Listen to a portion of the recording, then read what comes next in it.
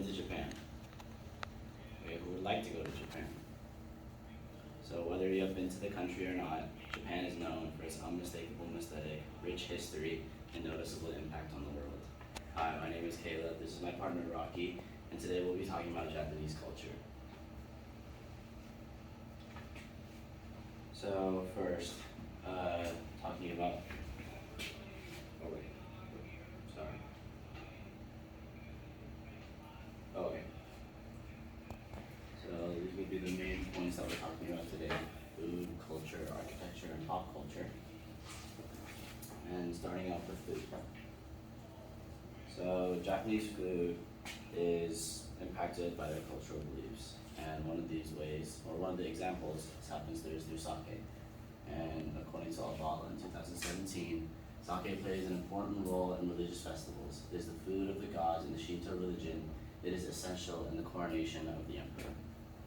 So, as you can see from the example of sake, food in Japan isn't something just for nourishment or pleasure. It is enjoyed by the people as a symbol of their cultural values and beliefs, which makes it much more important than everyday tourists or even Westerners might realize. Alternatively, food has a very historical aspect in Japan. For example, one of the most popular cuisines from the country is sushi.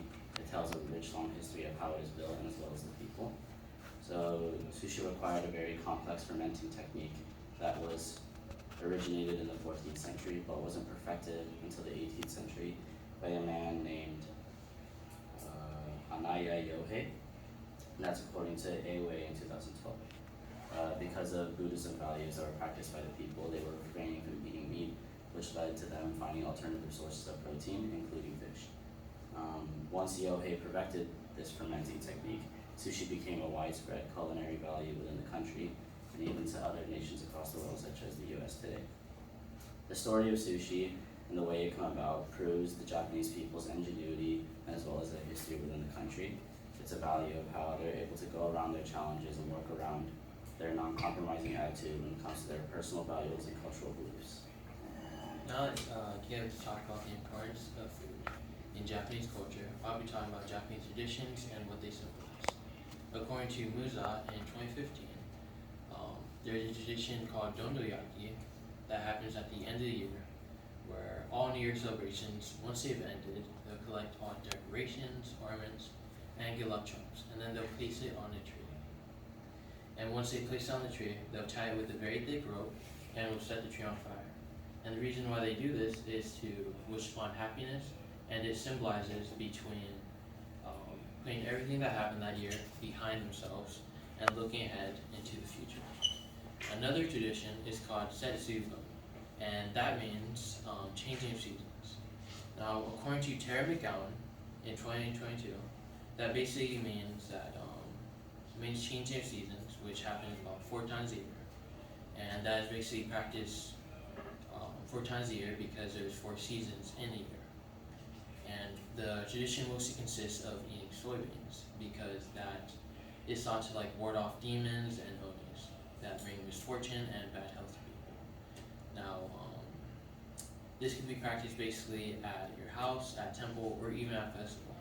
Now, according to Emily Talbot, basically in the beginning of the festival, there is a ritual that that basically cleanses all misfortune you have. And after that, shrine parishioners will pretty much start throwing soybeans at the demons or onis. That basically chases them off. And after the performance has happened, basically they will start to gather a lot of crowds, and basically will start to throw packs of soybeans at the crowds, where they could either eat the soybeans or throw the soybeans at the demons. Now that I've talked about the importance of Japanese traditions, I'll be talking about Japanese culture.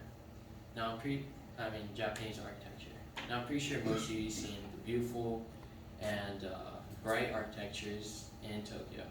But what about their traditional Japanese architecture? You see, according to Travel Japan, basically they couldn't build any stone buildings because there was a lot of earthquakes. So they instead resorted to a more durable material, which was wood. And wood is exactly what was made out of Shinto shrines. In Japan, there are 2 main religions that are being practiced.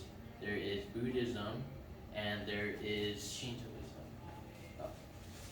according to Aaron O'Neill, 70% of Japanese population practices Shintoism. And basically, in front of every Shinto shrine is a torii gate. And torii gates, according to Gloria Lota in 2023, are the division between the sacred world and the ordinary world. And once you pass through that gate, you'll be in the sacred world.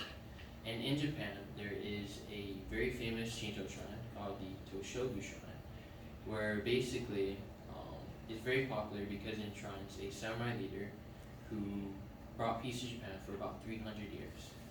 And basically what I'm trying to say is Shinto shrines represent peace. Now I've talked about that, I'll be talking about the metabolism movement. Now, in Japan in the 1960s, there was a metabolism movement that their goal was to build organically moving, changing, and evolving buildings. And one of those buildings was called the Nakahine Capsule Tower.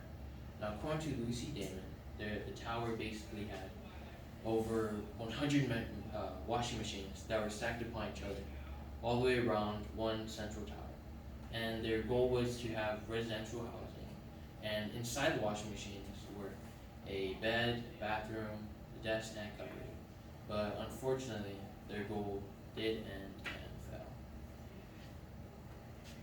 So now that Rocky has covered their architecture as well as their cultural values and traditions, I'll be talking about their pop culture, and how it impacts the book. So Japanese pop culture also has a rich history, but also shapes their political identity across the world. And one way that it started, although the original origin of Japanese pop culture isn't known, one thing that we can pinpoint is the origin of Japanese animation, better known as anime.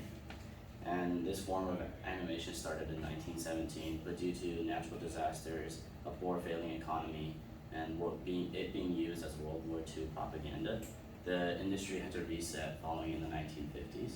But this would prove to be a blessing in disguise, as due to the failing economy post-war Japan, there would be lots of petty jobs which included animation, and this would open big animation studios such as Toei Animations, founded by Okawa Hiroshi.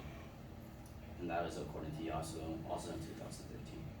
Now, Toei was impactful because it led to lots of other anime studios and other forms of pop culture opening because the people realized that it became a profitable industry. And this would lead to many other key movies, TV shows, and comic books being opened. Alternatively, Japanese pop culture and the characters from Hello Kitty, Mario, and Pokemon that many of you know and beloved have created a different kind of political identity in Japan in views today. From once being the villains who created or committed war crimes in World War II, Japan is now known for its kind, soft, loving people that created such likable characters. According to an article also written by Yasuo, this term is known as soft power, in which Japan spreads geopolitical influence through non-aggressive means, such as otherwise known as spreading influence not through military tactics, but through non-aggressive fashion, such as comic books or TV shows. Japanese pop culture isn't just a form of entertainment, but also shapes their political identity, leading them to have more favorable relationships with their allies across the globe, which allows their people to live better because of it. I hope you all enjoyed our speech about Japanese culture.